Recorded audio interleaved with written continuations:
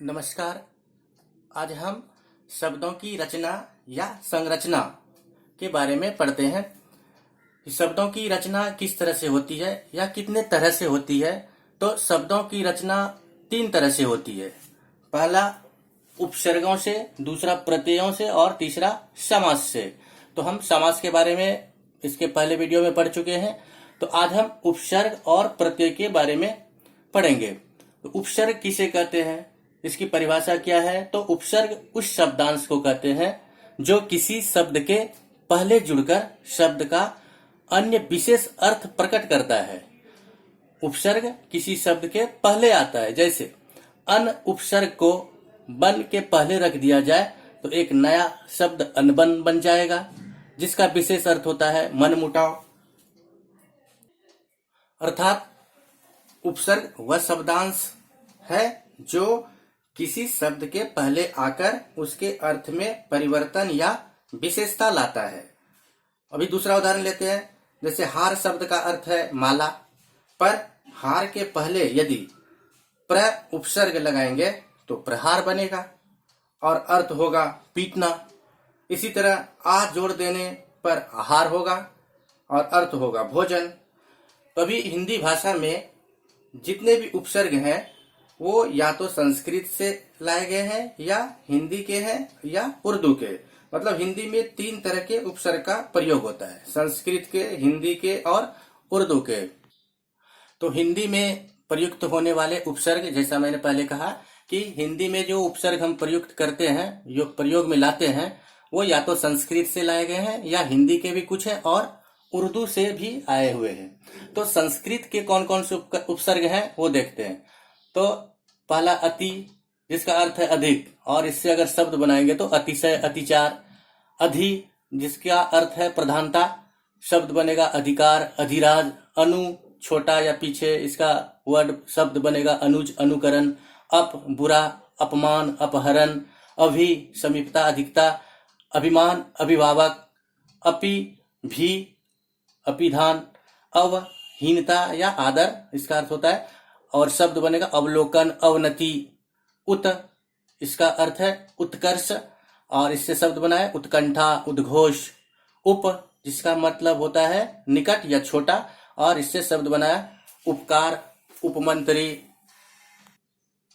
उसी तरह आ उपसर्ग, जिसका अर्थ है थोड़ा या फैलाव और उससे शब्द बना आगमन, आजीवन। दुस और दूर, ये उपसर्ग से बुरा और कठिन मतलब होता है और इससे शब्द बना दुष्कर्म, दुर्गुण। नि उपसर्ग है और इसका अर्थ नीचे या अच्छी तरह और इससे जो शब्द बनेंगे निपात, निमग्न।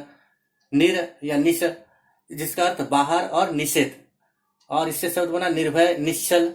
प्र, जिसका अर्थ है अधिक, इससे शब्द बना प्रख्यात, प्रसार। फिर उसी तरह प्रा, परा से उल्टा, पराश्रय, पराक्रम।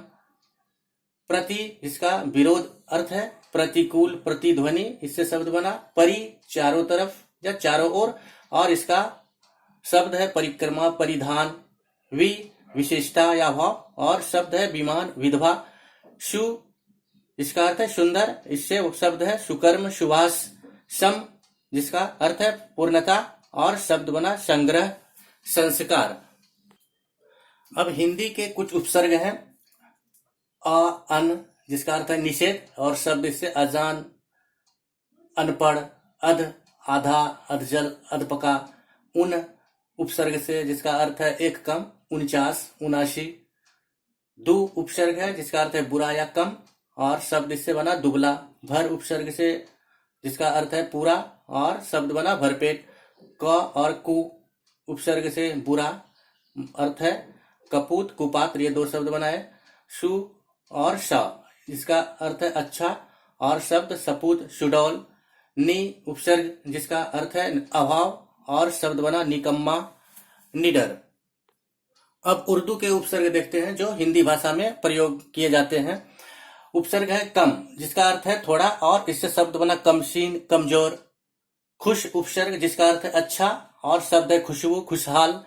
दर उपसर्ग, जिसका अर्थ में है आता है और शब्द इसका दरअसल। वद उपसर्ग, बुरा और इसका शब्द बना बदनाम, बदबू। बे उपसर्ग जिसका अर्थ बिना के रूप में प्रयोग किया जाता है और शब्द बना बेईमान बेचारा। सर उपसर्ग जिसका अर्थ मुख्य और इससे शब्द सरपंच सरताज।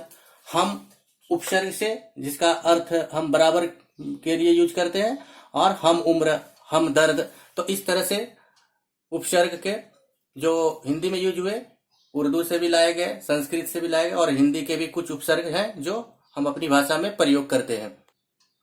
अब हम प्रत्यय के बारे में पढ़ते हैं कि प्रत्यय किसे कहते हैं। तो प्रत्यय उस शब्दांश को कहते हैं जो किसी शब्द के अंत में जुड़कर उस शब्द के भिन्न अर्थ को प्रकट करता है।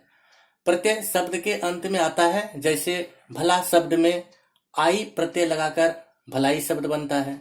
अब प्रत्यय कितने प्रकार के होते हैं, तो प्रत्यय दो प्रकार के होते हैं ना। प्रत्यय के दो भेद हैं, कृत और दूसरा तद्धित।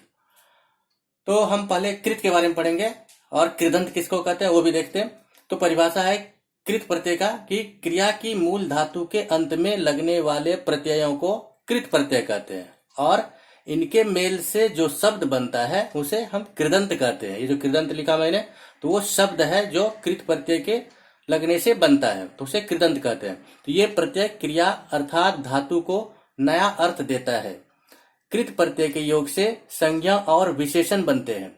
हिंदी में क्रिया के नाम के अंत का ना कृत प्रत्यय जो है हटा देने पर जो अंश बच जाता है वही धातु है। जैसे कहना कह, चलना चल, धातु में ही ये प्रत्यय लगते हैं। कृत प्रत्यय के उदाहरण कुछ इस प्रकार है। कृत प्रत्यय जैसे वैया हिंदी का है, क्रिया है इसका खेना या खे धातु, तो खेवैया शब्द बना। तव्य संस्कृत का है, क्रिया है, इसके साथ लग के जो शब्द बना कर्तव्य वो संज्ञा शब्द बना। उस तरह कित या ती ये संस्कृत के प्रत्यय है और क्रिया शक है और इसके साथ मिलके जो शब्द बना वो शक्ति ये भी संज्ञा है। अना ये भी संस्कृत के प्रत्यय है और धातु विद के साथ मिलकर वेदना शब्द का निर्माण हुआ।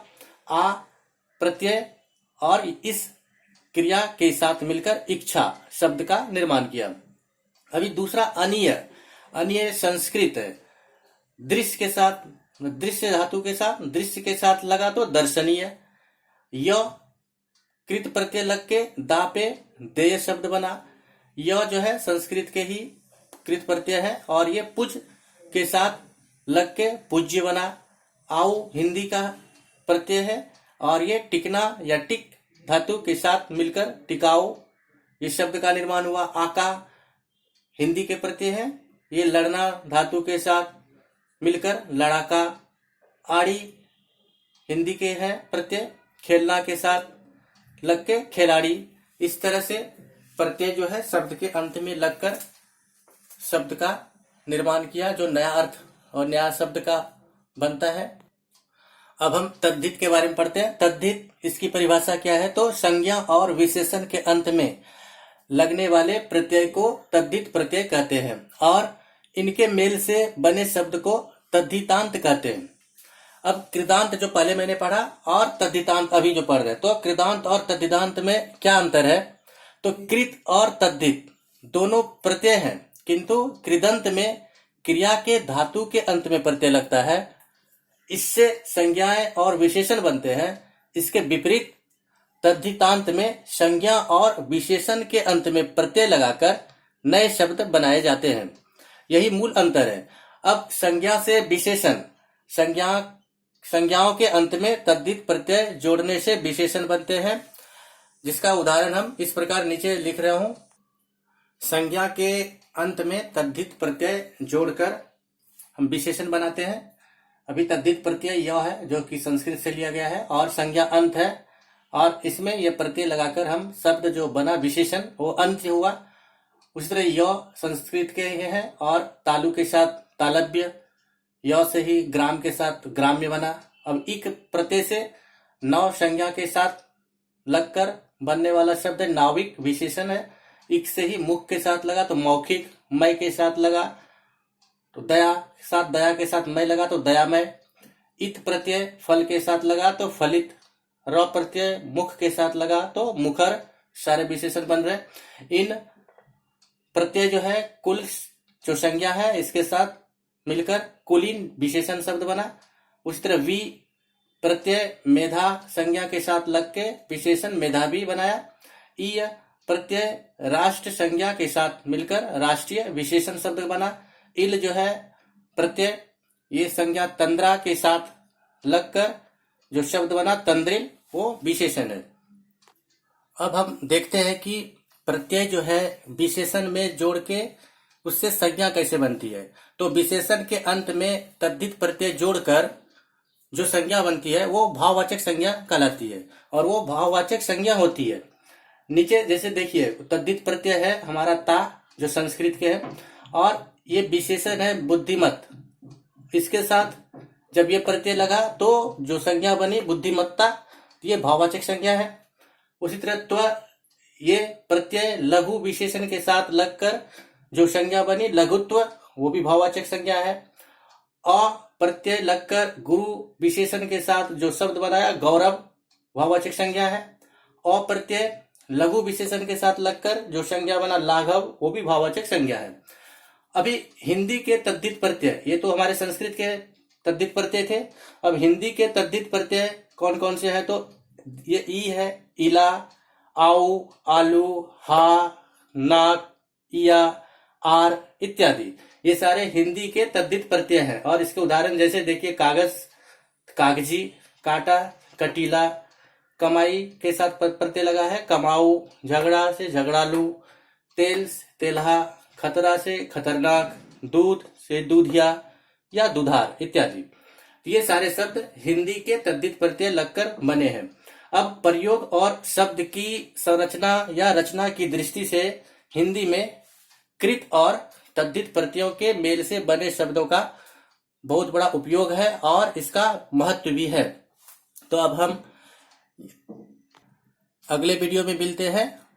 हमारे इस चैनल को आप सब्सक्राइब करें, लाइक करें और शेयर करें। जय हिंद, जय भारत।